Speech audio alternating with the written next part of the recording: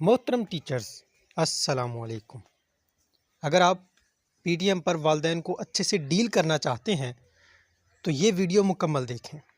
آج اس ویڈیو میں ہم آپ کو بتائیں گے کہ پی ٹی ایم پر آئے والدین کو آپ کس طریقے سے اچھے سے ڈیل کر سکتے ہیں۔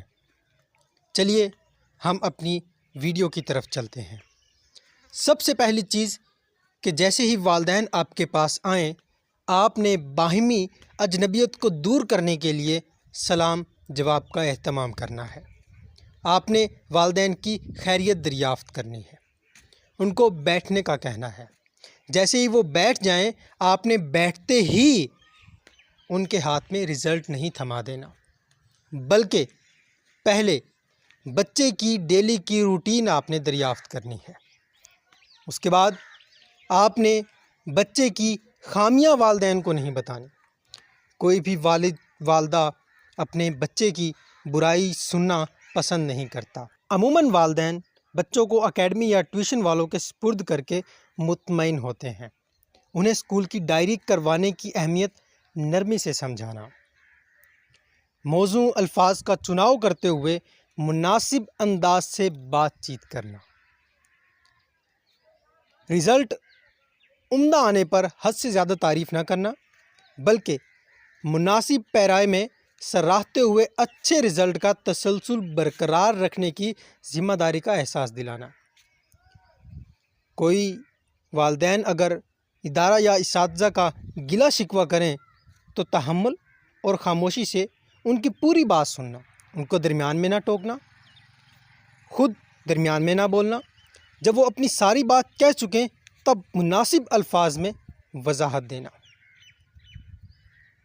اپنے سامنے رکھے ہوئے کاغذ پر بچے کا نام، کلاس، مسئلہ لازمی تحریر کرنا، اس سے والدین کو تسلی ہو جاتی ہے۔ میٹنگ کے بعد تمام بچوں کے والدین کا فیڈ بیک آفس میں لازمی جمع کروائیں۔ پی ٹی ایم کے بعد نوٹ شدہ مسائل سے ذمہ داران کو لازمی آگاہ کریں، جیسے کہ coordinator, vice principal, head teacher وغیرہ۔ آپ ادارہ کی نمائندگی کر رہے ہوتے ہیں، لہٰذا کسی بات کو اپنے ہی ادارہ میں کسی دوسرے پر نہ ڈالنا، سب کا دفاع کرنا۔ ہم سب ایک ہیں۔ کسی بات پر معذرت کر لینے سے عزت کم نہیں ہوتی، مسئلہ فوری حل ہو جاتا ہے۔ بحیثیت استاد لوگ ہم سے بہت توقعات رکھتے ہیں، لہٰذا ان کو اپنے تعاون کی یقین دہانی کروانا، سب کچھ ان پر یا بچے پر ہی نہ ڈال دینا۔